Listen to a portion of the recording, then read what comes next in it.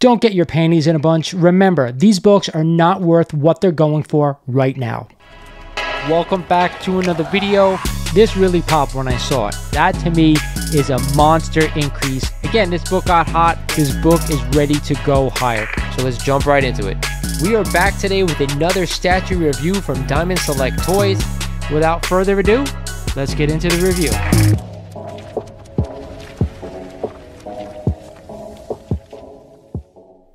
What is going on, YouTube? This is Lawrence over at Mighty Comics and Collectibles, and thank you for joining me for another video here on the channel. Today, of course, is our Hot 10 breakdown of the week, where I take the 10 hottest comics according to the Key Collector app, and I tell you which I'll be buying, of course, which I'll be staying away from. But before we get started, like every freaking video, I ask you guys, hit that sub button for me. It really does help the channel. Smash that like button. We're almost at 6,000 subs. 44 away until I give away that Hulk vs. Wolverine statue. I cannot wait. With that said, let's check out this list and see what we like.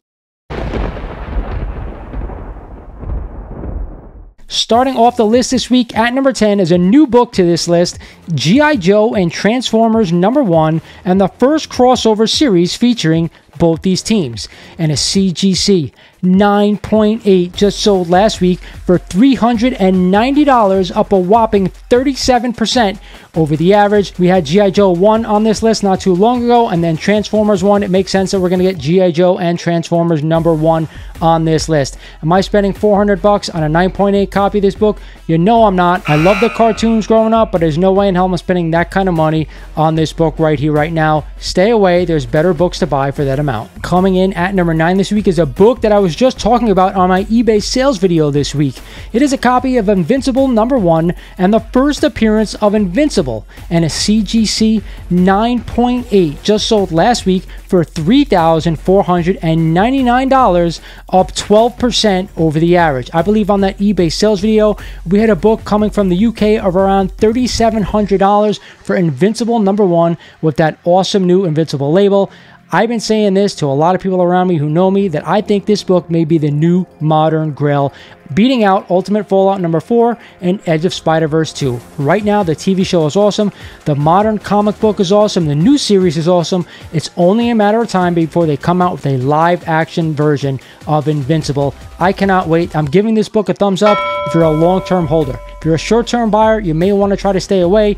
Don't know what's going to happen over the next year or so, but either way, I do like this book. At the 8th spot this week and back on the list is a copy of Scooby Doo #1 and the first appearance of Scooby Doo in comics, and a CGC 6.5 just sold the prior week for a whopping $2,299, up an insane 26% over the average. Then we had a CGC 2.5 sale of only $514, up 4% over the average. If you guys are into this book and you want to spend the money, be my guest. I am not into it. That's why I'm giving it a thumbs down. But hey, for a 2.5 or $500, if you really love the character and this book, go ahead and snatch it up. I can't see paying almost $3,000 for a high-grade copy of this thing. To me, that's not worth it. But to you, it's to each his own. Coming in at number 7 this week is a copy of Spawn #1 and the first appearance of Spawn, and a CGC 9.8 just sold last week for $183, up 10% over the average.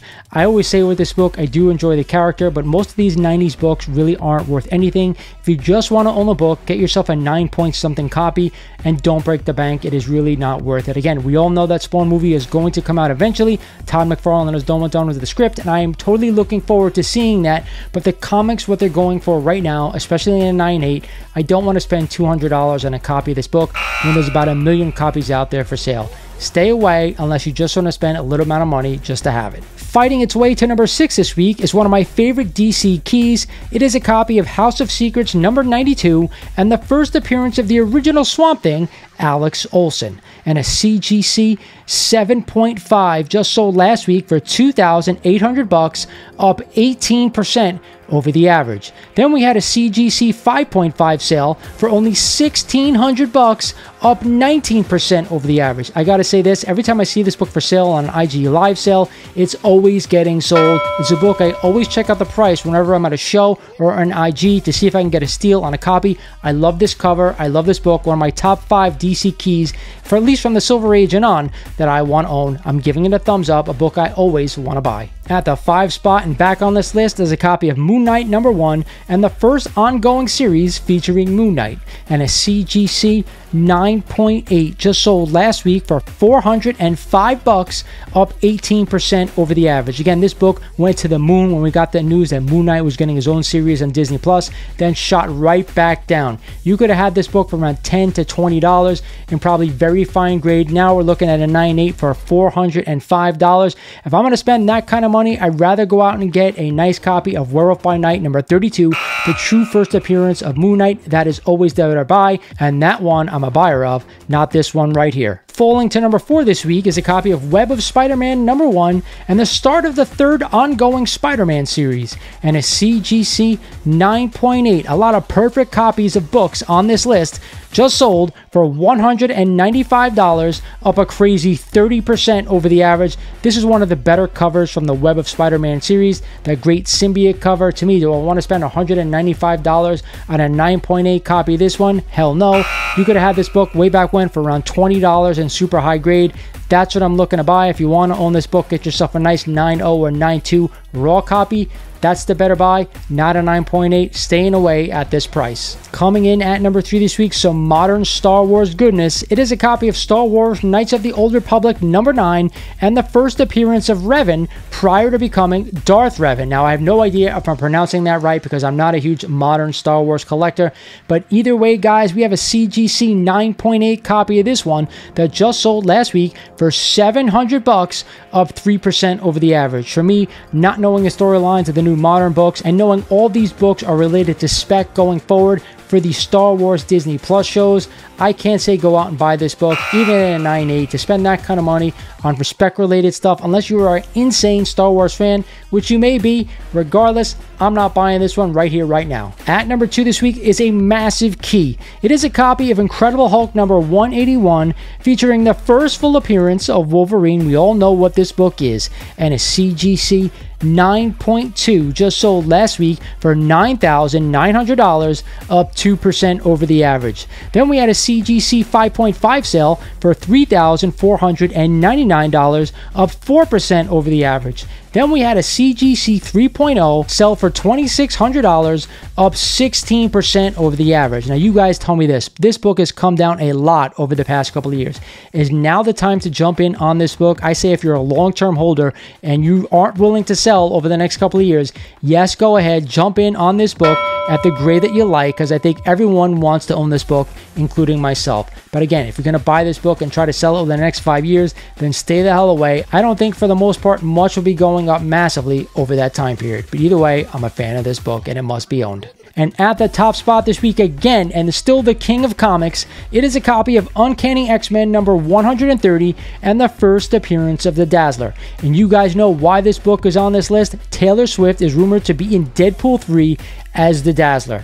And we just had a CGC 9.8 sell last week for $1,999, up 36% over the average. Then we had a CGC 9.2 sale for only $266, up 14% over the average. What happens if Taylor Swift is not the Dazzler in the MCU? Is this book going to crash? I don't think it matters. If you want to own the book, I don't want to spend more than $100 to $150 in whatever grade that you want. Other than that, I'd be definitely staying away from this book. There's too much hype around her taking on that role, and if it doesn't happen, this book is going to crash. Hope you guys enjoyed the list this week. A lot of good books on here finally. Some of the same stuff as well. Regardless, it is now time for my best buy of the week. And this was hard. I gave 3 books a thumbs up. But I gotta be honest with you, Incredible Hulk #181 is still the best book on this list. Invincible #1 is coming on strong because of how beloved that character and that series is. I do think it's a good buy for the long term. But regardless, when I have a 181 on here and I don't have much Silver Age goodness that could trump it, that's got to be the best buy. Hope you guys enjoyed the video. This is Lawrence over at Mighty Comics and Collectibles saying thank you for watching, and I'll talk to you guys soon.